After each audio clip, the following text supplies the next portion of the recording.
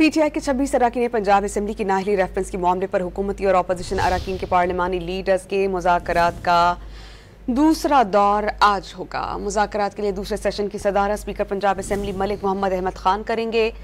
इजलास आज दोपहर 4 बजे पंजाब असम्बली में होगा। अपोजिशन के मुअत्तल अरकान के खिलाफ रेफरेंस के मामले पर हुकूमती कमेटी बन चुकी है। अपोजिशन की जानिब से कमेटी के लिए असम्बली सेक्रेटेरिएट को अभी तक नाम ही नहीं भिजवाए गए। PTI के 26 अरकान पंजाब असम्बली की नाअहली रेफरेंस के मामले पर हुकूमती और अपोजिशन अरकान के पार्लिमानी लीडर्स के मुज़ाकरात का दूसरा दौर आज होगा। मुज़ाकरात के लिए दूसरे सेशन की सदारत स्पीकर पंजाब असम्बली मलिक मोहम्मद अहमद खान करेंगे।